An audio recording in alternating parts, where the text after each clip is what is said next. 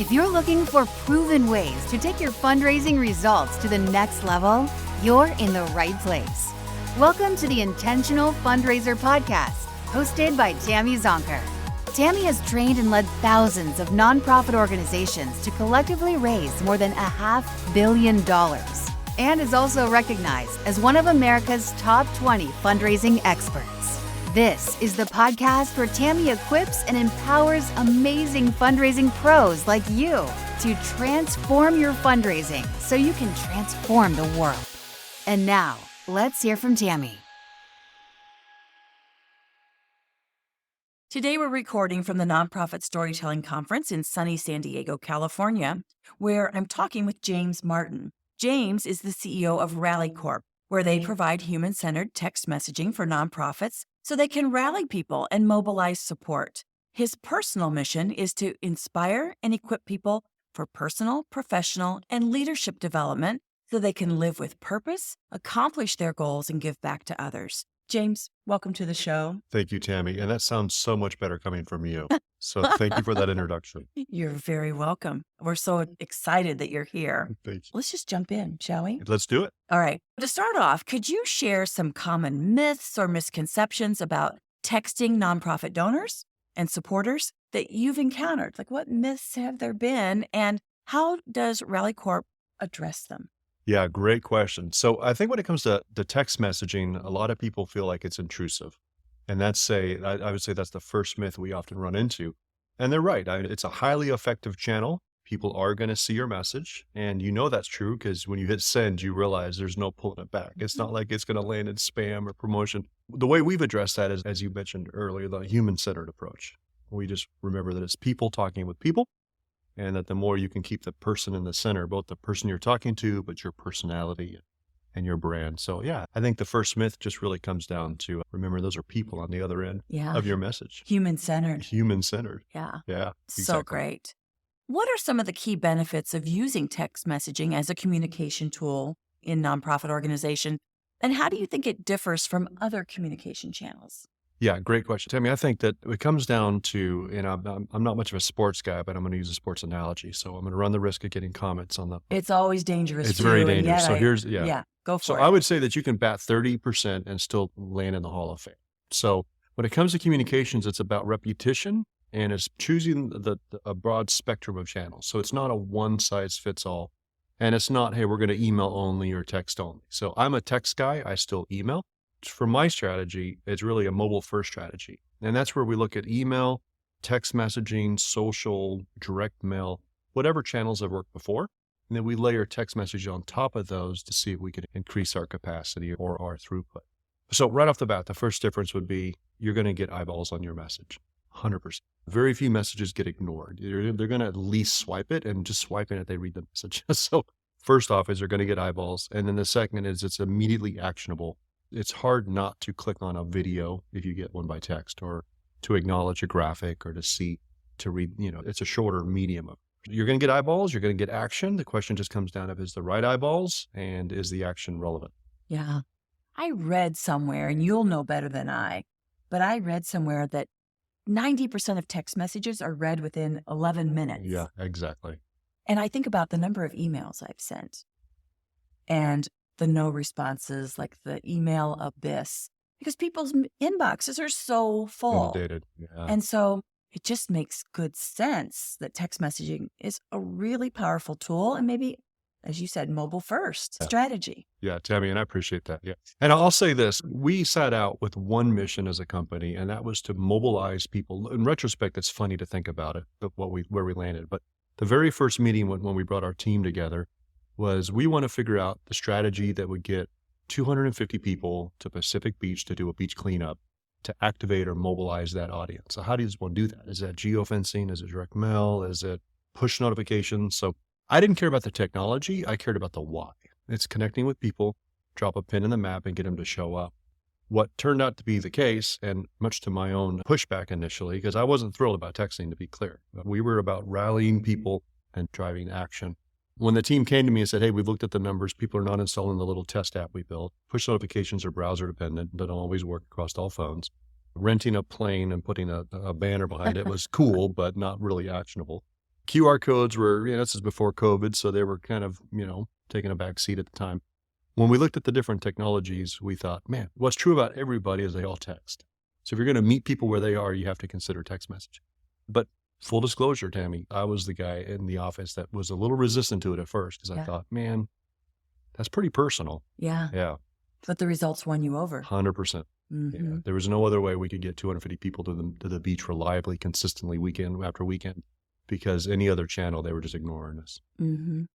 And I think there's maybe some stereotypes too around who will text, right? Absolutely. Will an older demographic, will the maturers or older, will they text? And it's proven out. Absolutely they text, right? I mean, I'm an old guy and I text.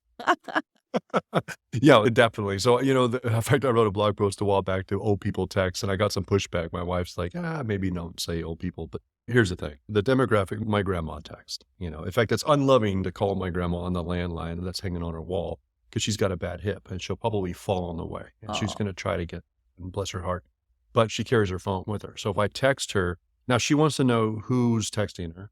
So brand and caller ID really matters in that case. And there's a lot of scammers, particularly with some of the older generations. So if you're talking much older people, then we really need to think about best practices to make sure that they know who they're receiving a text message from.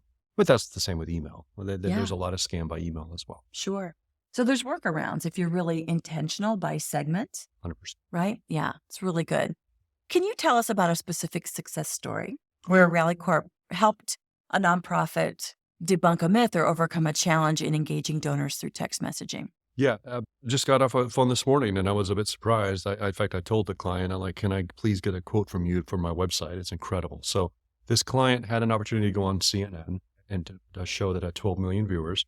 And so we scrambled the last minute to get a keyword up and running. That's a pretty unique situation. And they're not normally on CNN with 12 million, just the state of things overseas had kind of pushed them into the spotlight. So they wanted to figure out a very quick way to make sure that if anybody was watching or listening, this was kind of evergreen content. So think about content that may be around for a while, has a longer shelf life just because it'll be played and replayed. They wanted to make sure that these people had a quick way to take out their phone and take action in the moment. The executive director was on board. The communication person was on board. The board wasn't so sure because that's a lot of viewership. Don't we just send them to our website? But we made them a deal. We're like, I don't think you're going to get 12 million people to a browser in that moment. So can we, in fact, have a very simple way for them to text in? And they raised $1 million over the course of the weekend, which just blew my mind. Amazing. $1 million, yeah. And 100 and some odd thousand was attributed directly to the text line. So yeah, it was an opportunity kind of presented to them, how quickly we could stand up the operation. But at the end of the day, everybody watching the show has a phone. Yeah. I would say most of them. Yeah. I'm curious about if I could be a fly in the wall at that board meeting that followed that $1 million over the weekend. They just upgraded their account, so I think they're quite happy. Yeah, sounds like it. You've talked a bit about this. A lot of nonprofits worry about privacy and spam concerns when using text messaging. So how do you ensure that donors and supporter data is handled securely and that messages are compliant with the regulations? And those regulations are evolving, right? Yeah, they certainly are. Yeah, it's an interesting market because even September 1, another regulation round changed. So we're in the middle of it. We have a compliance officer that works for us that works specifically with that. We're insured with text messaging. So our internal team is obviously on the hook too. So we have to really be on top of these things. But what we find is we don't want to make decisions for our donors. We want to just allow them the option to check a box if they want to opt in. And we always give them a way to opt out. So there's a demographic out there that would prefer a text message over a phone call or a phone call over an email. So the key is to find out who are your donors? How do they prefer communicating? And then don't make decisions for them. Let them opt in and opt out as they see fit. Yeah.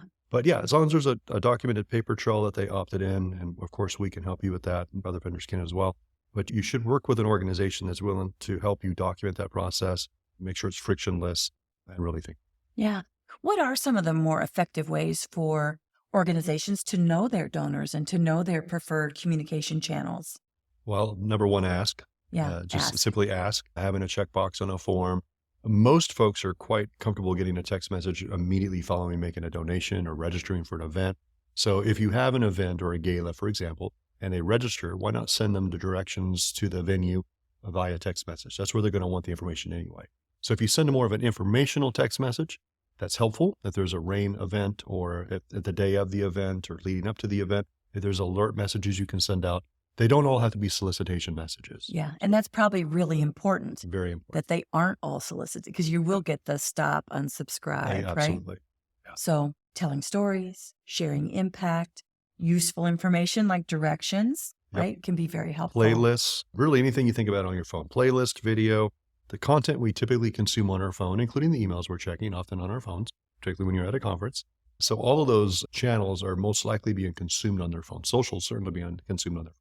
So if they're already on their phone consuming this content, texting is just the one channel today, and it may change tomorrow, but today that allows me an immediate access to someone. Mhm. So how do we leverage that to our? Yeah. What are some of the best practices for creating engaging and effective text messages that really resonate with donors and supporters? Yeah. So I would say story. We're at the story conference, so we're going to just nail story. Anytime you can make the story about an individual, hey, we had this impact. I'm on, of course, a lot of text lists myself, just because I love signing up to watch customers use the tool in action.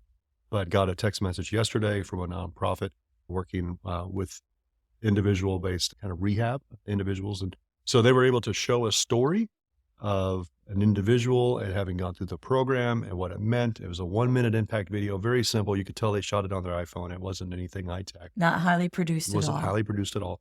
And then they just shared it. And it was very moving. One person made an impact on one person. And it was a gratitude text message thanking us for participating in the previous.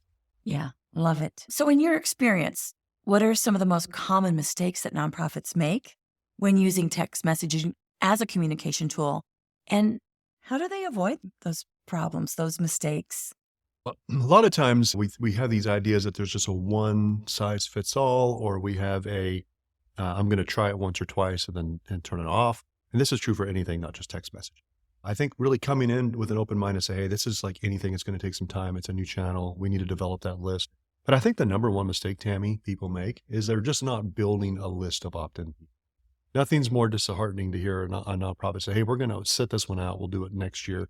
And then they come back next year, and they usually do, and they have done nothing between, that's 11, 12 months of lost contact. Yeah. And if you're not currently capturing phone numbers and consent and sending a text message immediately following that opt-in and that consent to say, hey, thank you for signing up. Here's how you get off the list.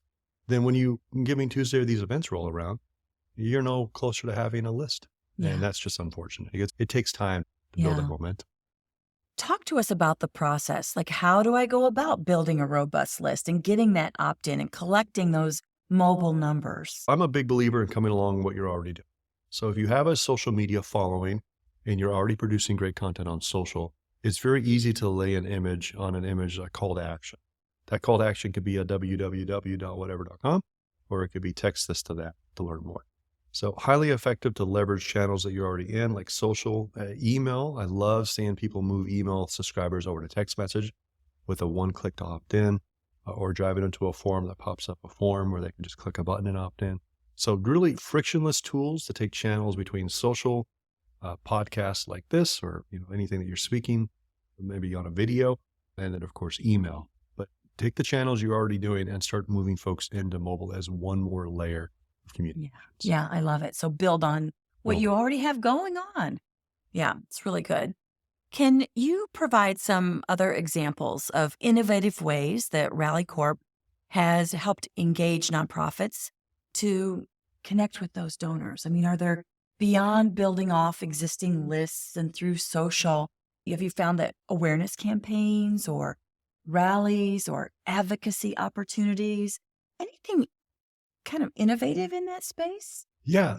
We have a client that works a lot with human trafficking, and they have billboards throughout many major cities. And as you're driving down the billboard, there's a compelling call to action. Some imagery that's very, you either love it or you hate it. It's very, it elicits a response. And I had a coach many years ago, Tammy, tell me, if you're not saying things that people are disagreeing with, you're probably not saying it.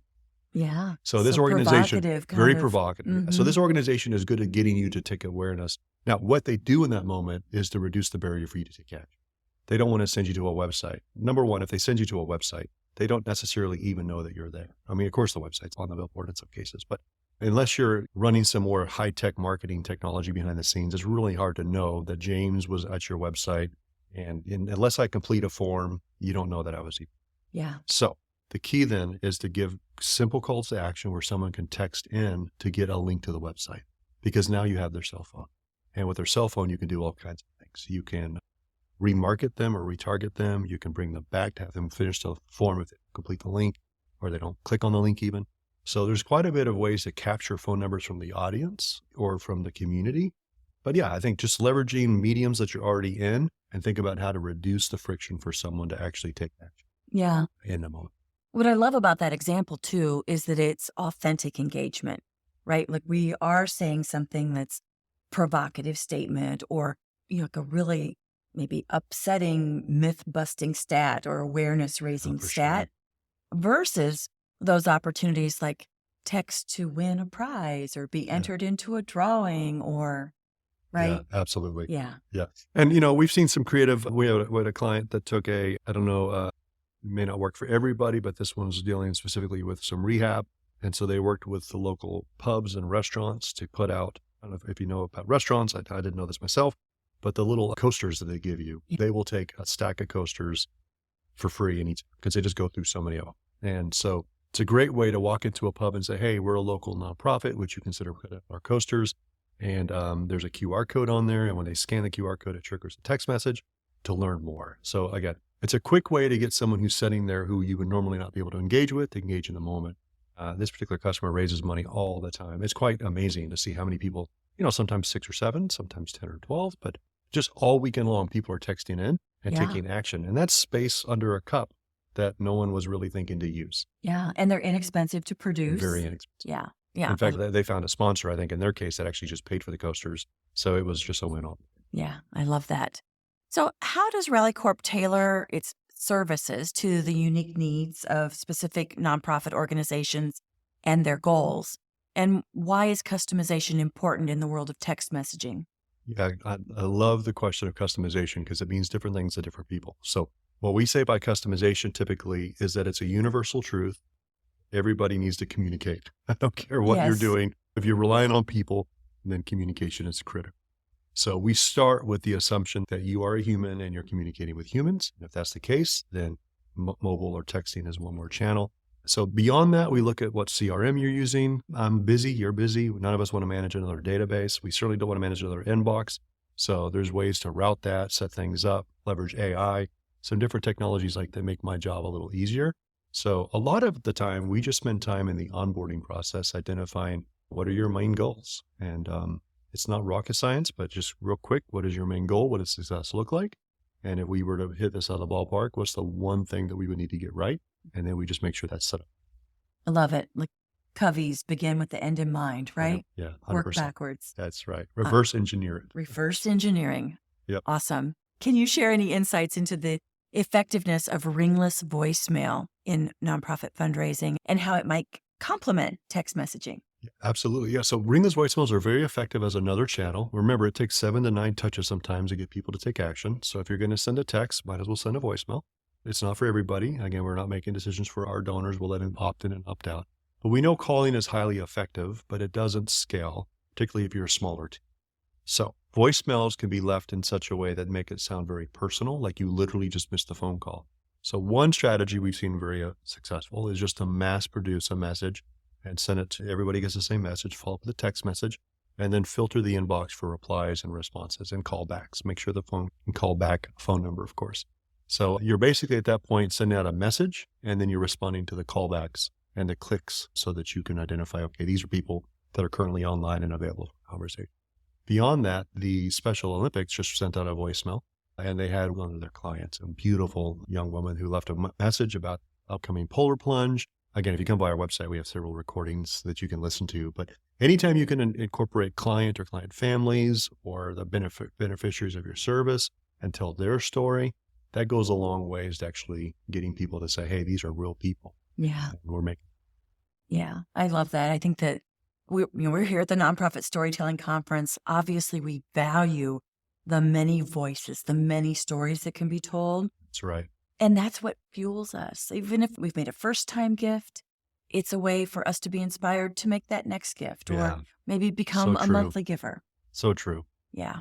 And we can tailor that call to action to your point. Yeah. And it's less about the what we do or even the how we do it. It's the why we do it. And if we're doing something that's worth doing, and it's important, and it is, right? I mean, that's what we wouldn't be doing it, I hope. Right.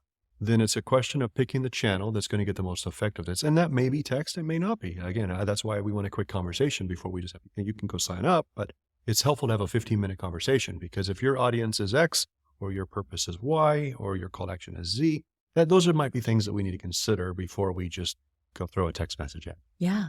And to your point, that's why strategy is so important, and understanding Absolutely. your donor base or supporter base or probable supporter base. Or volunteers. Mm-hmm. Exactly. And having a multi-channel approach to engaging them and letting them opt in and tell you what they prefer. Absolutely. Yeah. So good. James, what advice do you have for nonprofit leaders who are considering incorporating text messaging into their donor engagement strategy, but maybe they're a little unsure of where to begin, or have concerns about the costs or the investment that's required? Yeah. So I would start with just looking at the data you're capturing right now. Are you getting mobile phones, and are you getting consent? I would start. If you're currently getting information from donors that does not include a mobile phone and does not include consent, then you're kind of done before you start. So I would start with that. It's a very simple lift. It's a very simple thing to do. And then, a quick conversation with a partner like Rally Corp to talk about, hey, this is what we're trying to do. I'm never a fan of adding something else to someone's plate if it doesn't support a key initiative. Yeah. So I started my career out as a coach, and I will always be a coach at heart. I do not want them coming in and just starting another strategy or tactic. It really comes down to, what are you doing? What's your primary objective this year? And then how does this technology, whether it's text or email or whatever, how does it support that? So a quick conversation with a partner that can help you figure that out. And then, of course, picking a message template and those kinds of things to really make sure you're getting the right bang for your buck. So yeah, love it. James, thank you. So helpful. Glad to be here. Yeah, well, we're excited to have you. If you've enjoyed today's conversation and the insights that James has shared and want to learn more, check out the links and the resources that we've included in the show notes. Now, James, at the end of every episode, I like to ask a few rapid fire questions to provide even more value. Let's do it. Bring it on. All right, first one. What's the best fundraising advice you've ever heard? Yeah, I brought on a coach when I was working on my own fundraising campaigns. One of the first things they taught me, and it really kind of fuels the human centeredness, but it's people communicating with people. So they're people on the other end of that line. Yeah. And let's not forget. Yeah, so good. What book do you recommend to our audience, and why? I just finished The Gap and the Gain, which is not really so much about fundraising, but it's about mindset and thinking about how we show up a little bit happier in the work that we do. So basically the concept is this: you can look backwards and see the progress you've made, or you can look forward and you never hit the horizon. If you're just staring at the horizon, it can be pretty discouraging. Yeah. So take a moment, look back, look at what you've done in the past that's worked, and then look for clues there as to how you should proceed. Wonderful. What are the 3 most important traits a successful fundraiser must possess? Open mind, Open mind. tenacity. Yep. And I'm going to say some, because we're at the story conference, some version of story. You don't have to be a master storyteller, but just, identify stories that matter to you and why. Yeah, really good. What's your favorite fundraising application or tool? Oh, man, that's a hard one. So I'm a tools guy. I love tools. So I think the best tool is the one that's in your hand that gets the job done. And for some people, that's a hammer. For other people, maybe a screwdriver. But there's a lot of really great tools out there. I would stay away from some of the ones that are always about the hype of what's new. I would just find tested and true channels and communications and tools and ask for case studies. And ask for case studies. Yeah. Absolutely. Really good. What's your favorite conference and why? Well, I'm going to have to say this one's been pretty impressive. Like, this is my first time here, and I love everybody I've met so far. And the conversation has been amazing, has really resonated on a story. These are just great people. Yeah. So this is my tribe. Yeah. For sure. Awesome. Last question. Knowing what you know now about fundraising and donor communication, what advice would you give your younger self just getting started in the profession? Yeah. So I way overthink things. So I would say that the knowing comes in the doing. Take that first step and just iterate. It's about learning. There's no right or wrong. There's clearly things that are outside the scope of our values and what we wouldn't do. You know what those are. Stay away from those. But when it comes to picking communication strategies, channels, technologies, just step out and take a chance, try something new, and see what you learn. You might be surprised. Yeah, I love that. We talk a lot here about progress, not perfection. That's hard for us sometimes, isn't it? It is. We like to make certain everything's just right. That's right. Analysis paralysis. Yes, exactly. And sometimes we just don't execute. We don't. Yeah. James, again, thank you for joining us today. Thank you, Tammy. So good to be here. If you want to learn more about James, Rally Corp, and how they can help you raise more money, attract and retain donors and volunteers, and a whole lot more, we've included links in the show notes, as well as links to the other resources that we've talked about today. Thanks for listening to this episode of the Intentional Fundraiser Podcast. Keep on transforming your fundraising so you can transform the world. Thank you, Tammy. Thank you. Good job. The Intentional Fundraiser Podcast is a Fundraising Transformed original. It's hosted by me, Tammy Zonker, founder and president of Fundraising Transformed, where we help equip and empower fundraisers, nonprofit leaders, and board members to transform their fundraising so they can transform the world. Visit fundraisingtransform.com/podcast to subscribe to this podcast and subscribe to my newsletter to get fundraising lessons, tools, and helpful resources delivered straight to your inbox each month. If you want my help with taking your fundraising to the next level, become a member of my Fundraising Transformers community as a growth member and join me live each month where I'll teach you the same strategies I use to lead, train, and coach thousands of nonprofits, social service organizations, healthcare foundations, private schools, colleges, and universities to collectively raise more than $500 million, including a single gift of $27.1 million. As a member, you can participate in my Ask Me Anything sessions every month and get answers to your burning questions. Chat with other growth members inside our private and safe online community about what you're working on, struggling with, and share lessons learned. And get instant access to my growing library of on-demand self-paced training classes. New content is added every single month. Learn more about becoming a member at fundraisingtransform.com/growth. Talk soon.